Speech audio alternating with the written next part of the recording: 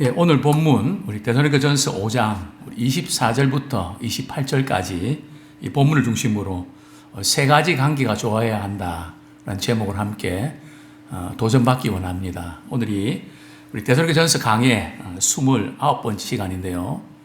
우리 다음 주부터는 우리 데살로니가 후서 강의를 시작하도록 하겠습니다. 바울은 서신서에서 특별히 세 가지로 이렇게 구분하는 것을 종종 볼 수가 있습니다. 제가 이제 큰 글 성경, 셀프 성경, 아가페에서 나온 이렇게 지필자로 섬기면서 이제도 말씀드렸지만 구약에는 제가 시편을 하고 싶었습니다. 왜냐하면 시편은 그냥 자신의 감정을 그대로 표출하고 막 그냥 이렇게 악한 자의 이를 부러뜨리고 말이죠. 그게 하여튼 속이 다 시원한 뭔가 이렇게 좀 눌러있는 같은 부분들이 그냥 이렇게 해소되는 느낌, 또 표현할 수 있는 그런 느낌. 그래서 제가 시편 하겠다고. 그 다음 신약 성경은 제가 서신서를 이렇게 하겠다고 했습니다. 그래서 바울의 그 서신서의 특징들, 또 선교 전략들, 이 집필을 한 6개월 정도 하면서 제가 많이 배웠습니다. 그 중에 하나가 바울이 세 가지로 구분하는 것을 참 좋아한다. 예를 들면 믿음, 소망, 사랑, 이 세 가지는 항상 있을 것인데 그 중에 제일은 사랑이다. 또한 바울은 갈라디아서에서 말이죠, 성령의 열매를 다루면서 우리 한번 보겠습니다. 갈라디아서 5장 22절부터 우리 23절까지 같이 한번 읽겠습니다. 시작. 오직 성령의 열매는 사랑과 희락과 화평과 오래 참음과 자비와 양성과 충성과 온유와 절제니 이 같은 것을 금지할 법이 없느니라. 바울은 특별히 이제 하나님과의 관계, 갈라디아서에도 보면은 사랑, 희락, 화평은 하나님과의 관계에서 우리에게 맺어질 열매입니다. 그러니까 우리 하나님의 사랑을 받고 경험할 때에 희락이 있고 화평이 있거든요. 하나님의 사랑을 받지 못하면 슬픔이 있고 마음이 불안합니다. 그래서 모든 분들이 그런 걸 다 느끼지만 우리 예수 믿고 나서 몇 가지 달라진 변화가 있다면 참 내가 사랑받고 있구나. 이전에는 나만 왜 이런가 하는 생각이 많았는데 주님의 사랑을 내가 받고 산다네. 그래서 하나님 사랑을 받고 사는 게 행복합니다. 그리고 무엇보다도 하나님 사랑을 받으면서 사니까 기쁨이 있습니다. 뭐가 그리 기뻐? 주님의 사랑이 우리를 강건하시기 때문에 그저 이유 없이 뭐 이유가 없는 건 아니겠죠. 기쁩니다. 그리고 무엇보다도 그렇게 마음이 복잡하고 힘들었는데 정말 주님께서 우리에게 주시는 모든 지각이 뛰어난 평화가 우리에게 임할 때 정말 그 어떤 것과 비교할 수 없는 그것을 모든 분들이 다 느끼고 있을 겁니다. 두 번째는 사람들과의 관계인데요. 참 사람과의 관계가 얼마나 힘듭니까?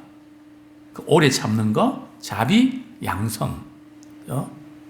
즉, 첫 번째 관계가 이렇게 하나님과 관계가 잘 이루어져야 그 다음 부분이 사람과의 관계가 이렇게 순조롭게 이어집니다. 뿐만 아니라 또 자신과의 관계. 그 세 가지가 뭡니까? 충성과 온유와 절제. 그래서 이 성령의 9가지 열매를 우리 잘 아는 것처럼 따로 떨어져 있는 것이 아니라 포도송이처럼 연결되어 있다는 겁니다. 하나님과의 관계, 사람들과의 관계, 자신과의 관계. 자, 먼저 우리 오늘 본문으로 다시 돌아갑니다. 바울은 데살로니가 교인들을 위해서 이제 기도하면서 마지막으로 부탁하는 그 내용이 뭘까요? 우리 데살로니가전서 5장 24절 말씀 같이 한번 읽겠습니다. 시작. 너희를 부르시는 이는 미쁘시니 그가 또한 이루시리라. 하나님이 우리를 부르십니다. 이걸 우리가 삶 속에서 경험해야 됩니다. 즉 하나님과의 관계, 즉 하나님과 링크가 되어 있어야 된다는 거죠. 하나님과 접속이 되어 있어야 됩니다. 하나님께서 우리를 계속해서 부르신다. 우리의 믿음의 눈과 귀를 열면 하나님이 부르시는 것을 우리가 매 순간 매 순간 경험하게 됩니다. 어떻게 부르시나요? 우리 예배를 통해서 주님께서 말씀하시면서 우리를 부르시죠. 또 기도할 때도 주님 부르시죠. 성도들과의 만남 속에서도 주님 또 우리를 부르시죠. 오늘 본문에 이 부르신다는 것은 그래서 한 번 부르고 그냥 마는 게 아니라 계속해서 부르시는 겁니다. 낙심할 때도 부르시고 좌절할 때도 부르시고 우리가 기뻐할 때도 부르시고 그래서 항상 우리는 우리 자신의 어떤 문제나 자책감에 빠질 때 그것을 벗어나는 길은 나를 부르시니 이가 나와 함께 하시니 하나님이 나를 이곳에 부르셨는데 하나님이 나를 가정에 부르셨는데 하나님이 나를 이 일터에 부르셨는데 단순한 물질이나 어떤 그런 관계만이 아니라 나는 하나님의 부르심을 받고 살아간다. 그런데 하나님의 부르심은 어디를 향하고 있을까요? 우리 데살로니가전서 한번 보겠습니다.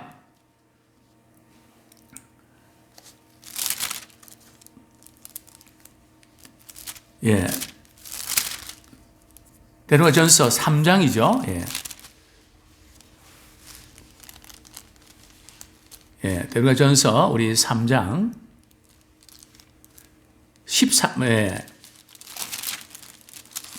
13절 한번 먼저 보겠습니다. 데살로니가전서 3장 13절 시작. 예, 죄송합니다. 데살로니가전서 4장 7절. 예. 시작. 하나님이 우리를 부르심은 부정하게 하심이 아니요 거룩하게 하심이니. 즉 하나님이 우리를 이제 부르셨는데 어떤 부르심인가 하면 거룩하심으로 나가는, 부정하게 하심이 아니고 우리로 하여금 거룩한 삶으로 변화되어 가는 그것을 원하신다는 거죠. 그것을 위해서 우리의 삶의 매 순간순간마다 우리 하나님이 우리를 부르시고 거룩하게 하십니다. 자, 그런데 오늘 본문에서 우리가 계속 강조하는 것은 이 거룩한 삶을 우리가 나름대로 애쓰고 노력하지만 우리의 힘의 한계를 느낍니다. 그래서 오늘 성경은 이렇게 말씀합니다. 우리 다시 본문 데살로니가전서 5장 24절. 너희를 부르시는 이는, 그죠? 우리를 부르시는 하나님이신데 그분은 어떤 분이시라고요? 미쁘시니 그가 또한 이루시리라. 여기 미쁘시다는 뜻이 뭘까요? 미쁘다, 이쁘다는 뜻일까요? 이 미쁘다는 뜻은 신실하다는 뜻입니다. 즉 하나님이 약속하셨으면 반드시 다 이루신다는 뜻이죠. 그래서 신실하신 주. 참 우리 여기까지 올 수 있었던 것은 때론 우리의 연약함, 우리의 변덕스러움, 한결같지 못함. 그럼에도 불구하고 신실한 하나님께서 그분의 열심으로 우리를 여기까지 인도해 주신 줄 압니다. 참 우리 하나님은 신실하시거든요. 그래서 우리가 거룩한 삶으로 나가는데 참 한계를 느낄 때가 많지만 하나님께서 반드시 이루어 가십니다. 그걸 우리가 아셔야 됩니다.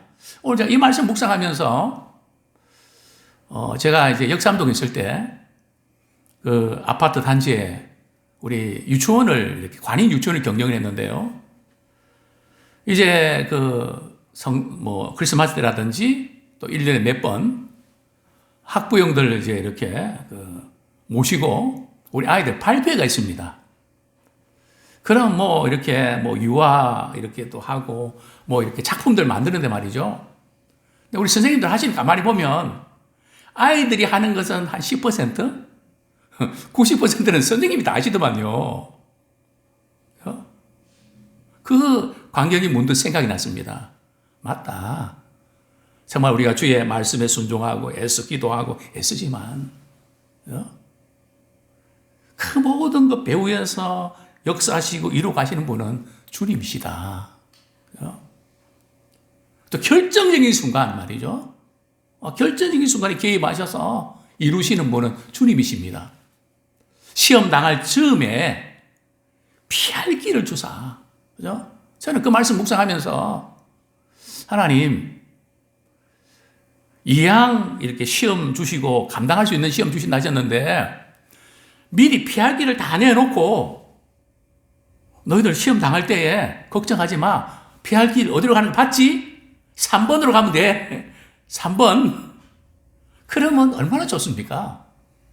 그래서 제가 이제 주로 많이 쓰는 용어가 몇 가지 있는데 그중 하나가 내 속을 태우는구려. 정말 우리가 삶 속에서 속이 타들어갈 때가 얼마나 많습니까? 그때마다 저는 묻고는 하나님, 이왕 이렇게 해주실 텐데 꼭 그렇게 하셔야만 하시나요? 그 이유가 무엇인지 가르쳐 주세요. 그럴 때 깨닫게 됩니다. 왜 그렇게 하시는지. 끝까지 하나님 의지하라고. 그죠? 끝까지 주님 바라보라고. 그죠? 너 힘만 믿지 말고 그분을 의지하고 그분의 도우심을 바라라고. 이게 광야 훈련 아닙니까?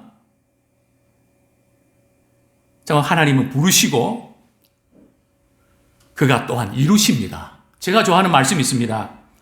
우리 빌립보서 1장 6절, 빌립보서 1장 6절, 우리 앞부분입니다. 같이 한번 읽겠습니다.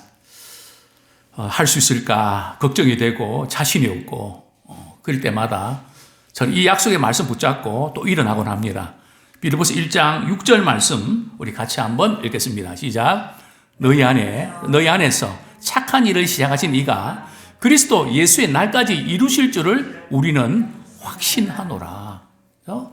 우리 속에 착한 일을 시작하신 분이 그분이십니다. 또 하나님은 우리에게 소원을 두고 행하기를 원하십니다. 저는 이 사실이 말이죠. 하나님의 소원이 우리 안에 있다. 교회 안에 있다. 하나님의 소원이 우리 속에 하나님 우리에게 소원을 두고 일하기 원하신다. 얼마나 참 감사한 일이고 도대체 우리가 뭔데 하나님이 실수도 많고 부족한 우리를 향해서 소원을 두고 행하실까? 참 우리 믿음의 사람들은 하나님의 소원이 들어있습니다. 대단한 존재죠. 하나님의 소원을 품고 그분의 소원을 이루어드리기 위해서 몸좀 기도하면서 나가는, 물론 하나님은 우리에게 소원을 두고 그걸 행하시는 분은 하나님이십니다. 우리는 그저 최선을 다하죠. 그러나 필요한 모든 자원들을 그분이 공급하십니다. 문제는 그것이 하나님의 소원인가, 내 욕심인가, 그것을 우리가 이렇게 잘 구분하는 것이, 분별하는 것이 중요하죠. 그렇습니다. 참 우리가 하나님께서 우리 미쁘신 분이시기 때문에 거룩한 부르심을 향해서 그분이 이루어 가십니다. 그래서 우리가 넘어져도 오뚜기처럼 말이죠. 또 일어나고. 왜요? 하나님의 사랑이 우리를 강건하시기 때문에 주님 오실 때까지 정말 이 신실하신 하나님 붙잡고 늘 믿음 안에서 아름답게 나가는 우리가 되기 원합니다. 두 번째로 우리 서로의 관계에 대해서 바울은 이렇게 성도들에게 기도를 부탁을 합니다. 데려가전서 5장 25절 말씀 같이 한번 읽겠습니다. 시작. 형제들아 우리를 위하여 기도하라. 바울은 선교사로서 또 목회자로서 참 성도를 위한 기도를 끊이지 않고 하고 있음을 보게 되는데요. 어떤 기도를 했을까요? 데살로니가전서 3장 12절 13절 같이 한번 읽겠습니다. 시작. 또 주께서 우리가 너희를 사랑과 같이 너희도 피차간과 모든 사람에 대한 사랑이 더욱 많아 넘치게 하사 너희 마음을 굳건하게 하시고 우리 주 예수께서 그의 모든 성도와 함께 강림하실 때에 하나님 우리 아버지 앞에서 거룩함에 흠이 없게 하시기를 원하노라. 바울이 데살로니가 교인들을 위해서 기도한 그 기도의 그 제목을 보면 말이죠. 데살로니가 교인들이 사랑이 더욱 풍성해지게 해달라고 기도합니다. 우리 재림신앙은 뜻깊게 서로 사랑하는 이 부분이 이제 강조되어 있는 것을 보게 되는데요. 두 번째는 뭘까요? 마음을 굳세게 해 주십시오. 참 우리가 신앙생활을 하고 또 세상이 참 어수선한 가운데 믿음으로 이렇게 살아간다니 녹록지 않거든요. 그래서 우리 믿음의 식구들이 함께 모여 목장 모임을 가지고 또 서로를 위해서 기도하고 그러면서 우리의 마음을 굳세게 하는, 풀어진 마음을 굳게 하는 은혜 보좌 앞에 우리가 나올 때에 우리가 다른 건 모르겠는데 우리의 심령이, 마음이 강해집니다. 이 원수 마귀는 말이죠. 마음이 강한 사람은 공격하려고 하다가 도망을 칩니다. 근데 마음이 약한 사람들은 한번 항상 이 사단은 흔들어 보거든요. 하와도 흔들어 보고 공격에 들어가지 않습니까? 말씀에 써 있나? 아니면 비틀비틀거리느냐? 그거 보고 이제 작전을 구사하지 않습니까? 그래서 무엇보다도 우리는 뭘 지키라고요? 마음을 지키라.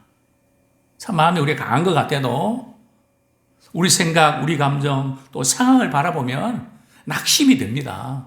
그죠? 뭐 정상적인 거 아니겠습니까? 저도 기도할 때 제일 힘든 게 하나님 낙심을 이기게 해 주십시오. 참 낙심을 이긴다는 게 이게 쉽지가 않습니다. 제가 목회자하고 믿음을 강조하지만 저 자신이 낙심에 사로잡히면 그 낙심의 그 마음을 끌어올린다는 것이 너무너무 힘이 듭니다. 결국 마음을 굳세게 하는 기도, 우리 서로를 위해서 하나님 아무개 집사님, 우리 목사님 마음 약해진 데 붙잡아 주세요. 이전에도 그런 기도를 종종 이렇게 사례를 들곤 했는데요. 어떤 성도님이 꿈에 말이죠. 제가 나타나서 목사님이 우시는 모습을 제게 보여주셨는데 목사님 마음 상한 건 일 있으십니까? 그럴 때 그 한마디가 얼마나 위로가 되는지 모릅니다. 왜요? 마음을 터치하는 것 같아서. 목회자뿐이겠습니까?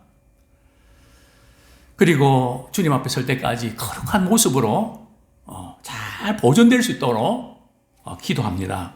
자, 그 다음에 이제 두 번째로 오늘 본문에서 이제 바울이 강조하는 것은 성도가 목회자를 위해서 기도를 부탁을 합니다. 바울이 특별히 성도들에게 어떤 기도를 부탁했을까요? 전도의 문을 열어달라고 기도를 부탁을 합니다. 특별히 성도가 목회자에게 해줄 수 있는 최고의 선물은 바로 기도입니다. 계속해서 설교를 위해서도 기도해 주시고 사역을 위해서도 기도해 주시고 정말 이 목회자는 성도들이 기도를 먹고 삽니다. 그래서 어떤 분은 기도는 동력이다. 큰 거 이렇게 기가 돌아가는데 파워가 있어야 이렇게 돌아가는 것처럼 기도의 그 파워가 무엇보다 필요합니다. 그 다음에 바울은 또 이렇게 데살로니가 교인들에게 부탁하면서 기도합니다. 26절 말씀 같이 읽겠습니다. 시작. 거룩하게 입맞춤으로 모든 형제에게 문안하라. 거룩한 입맞춤으로. 초대교회에서 이제 서로 문안하고 인사할 때에 이제 거룩한 입맞춤을 이렇게 했는데요. 뭐 손이나 또 볼이나 또 뺨에 이렇게 볼에 이렇게 입맞췄는데요. 이게 한 2, 3세기 이렇게 오다가 좀 페달이 많아서 폐지가 됐습니다. 근데 간혹 이제 외국에서 공부하신 분들, 또 외국에는 또 그런 문화들이 익숙하거든요. 그래서 이제 한국에서도 그런 이렇게 부분들을 이렇게 하는 분들도 있는데, 왜 폐지가 됐는지 잘 모르겠는데 아마 뭐 여러 가지 좀 문제점도 있었겠죠. 근데 문제는 그 당시에 할 때도 남자가 여자에게 입맞춤 했을까요? 그건 아닙니다. 남자는 남자에게, 여자는 여자에게. 근데 요새는 동성애 문제 때문에 이것 역시 편치 못합니다. 그래서 믿음의 사람들은 이 무난하는 거 너무너무 중요합니다. 왜냐하면 우리 믿음 생활이라는 것이 어떤 자극과 도전을 받아야 되거든요. 스스로 뭔가 이렇게 일어날 수 있는 게 아니거든요. 양이 넘어지면 목자가 말이죠, 지팡이로 툭툭 쳐줘 일어나는 것처럼 양은 구조가 그렇게 생겨서 말이죠, 한번 넘어지면 스스로 못 일어나거든요. 그런데 툭 한번 쳐주면 일어나거든요. 그래서 교회가 필요하고 가정이 필요한 겁니다. 영적인 이 자극과 도전. 그래서 우리가 인사할 때도 사실 우리가 이렇게 좀, 저도 목회자지만 참 건성으로 하는 것 같다. 정말 진지하게 마음을 담아서 정말 반가워서 어쩔 줄 몰라 하고, 또 사랑해서 어쩔 줄 몰라 하고, 이런 진정성이 과연 어떤가 할 때 제가 제일 참 당황스러울 때가 있습니다. 우리 목사님들 만나고 뭐 이럴 때 악수해놓고 말이죠, 다시 하려고 그러면 아까 했잖아요. 참 얼마나 민망하기도 하고, 그죠? 정말 우리 이제 여기 입맞춤으로 문화라는 것은 그만큼 마음을 담아서 서로 주님의 사랑 안에서 그것이 전해지는 그런 나눔을 가질 것을 말씀하고 있습니다. 무엇보다도 바울은 이 데살로니가 교인들이 쓴 편지를 공개적으로 사람들에게 읽혀라, 이렇게 부탁을 하는데요. 느헤미야 8장 8절에 보면 그 아이들까지 말이죠, 어른들과 남녀노소 할 것 없이 그냥 그들이 다 서서 율법책을 읽고 그들이 도전을 받습니다. 그래서 영적인 것은 자극과 도전을 받는, 그래서 성도들 사이에도 그런 좋은 책들이 있으면, 또 이렇게 좋은 또 유튜브 있으면 서로 공유하면서 나누고 은혜 받은 부분들을 서로 같이 이렇게 나누면서 자극하고 도전하는, 그러면서 우리가 아름답게 믿음이 자라나는 그런 관계가 되길 원합니다. 마지막으로 우리 자신과의 관계, 우리 28절 말씀, 우리 간단하게 말씀 이렇게 나누고 우리 기도하겠습니다. 26절 시작. 우리 주 예수 그리스도의 은혜가 너희에게 있을지어다. 자, 은혜는 복음의 핵심입니다. 우리 데살로니가 전서 우리 1장 1절 말씀 한번 같이 읽겠습니다. 바울은 데살로니가 전서에서 은혜로 시작해서 은혜로 마치는 것을 보게 되는데요. 1장 1절 시작. 바울과 실로아노와 디모데는 하나님 아버지와 주 예수 그리스도 안에 있는 데살로니가인의 교회에 편지하노니 은혜와 평강이 너희에게 있을지어다. 우리 5장 끝절 한번 읽겠습니다. 시작. 우리 주 예수 그리스도의 은혜가 너희에게 있을지어다. 그래서 우리는 은혜로 시작해서 은혜로 마치는 하루를 또 그렇게 은혜로 시작해서 은혜로 마치고, 우리 인생도 은혜로 시작해서 은혜로 마치기 원합니다. 자, 두 번째에 보면 상처보다 은혜가 크다. 그죠? 참 우리가 살아가면서 힘든 일들, 아픈 일들 많죠. 그죠? 그래서 우리가 그 아픔 때문에 좌절하고 낙심할 때도 있는데, 우리가 이렇게 어떤 부위가 상처가 나면 이제 그 병원에 가면 말이죠, 그 부위를 덮지 않습니까? 상처 부위가 더 큽니까?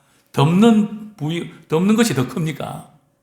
덮는 게 더 크거든요. 그래서 항상 우리의 삶도 힘든 일이 있지만 그때마다 그동안 하나님 베푸신 은혜가 얼마나 컸지?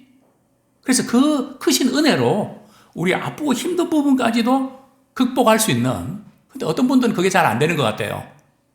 문제가 너무도 커서 그동안 받은 은혜도 큰 건 아는데 그것을 결정적인 순간에 이게 상처가 더 크고 은혜는 작아버린.